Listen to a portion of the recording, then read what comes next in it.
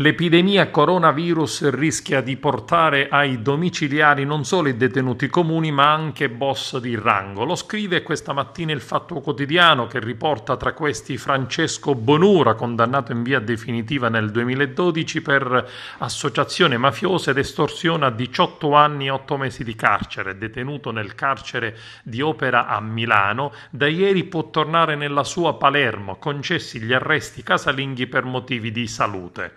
Il giudice di sorveglianza scrive: tale situazione spinge a provvedere con urgenza al differimento dell'esecuzione pena, tenuto conto dell'attuale emergenza sanitaria e del correlato rischio di contagio indubitamente più elevato in un ambiente ad alta densità di popolazione come il carcere, che espone a conseguenze particolarmente gravi i soggetti anziani e affetti da serie patologie pregresse.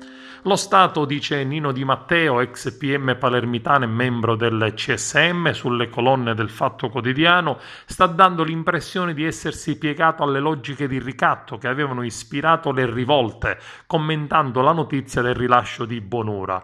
E sembra aver dimenticato, dice sempre Nino Di Matteo, ed archiviato la stagione delle stragi e della trattativa Stato-mafia. La scarcerazione di Bonura potrebbe essere solo la prima di una lunga serie. Sono diversi infatti i mafiosi di alto livello che adesso sperano di ottenere domiciliari per evitare il contagio in carcere. Tutto ciò avviene dopo la trasmissione della nota del Ministero della Giustizia inviata a tutte le carceri d'Italia, 4 giorni dopo l'approvazione del decreto Cura Italia. Nel provvedimento del governo, infatti, c'erano alcune norme per combattere il contagio del coronavirus all'interno delle strutture penitenziarie, diminuendone l'affollamento. In pratica si stabiliva che detenuti condannati per reati di minore gravità o con meno di 18 mesi da scontare potevano farlo agli arresti domiciliari. La nota del DAP però non faceva alcun riferimento alla situazione giudiziaria dei detenuti, si limitava ad elencare 10 condizioni. L'ultima era un'età superiore ai 70 anni.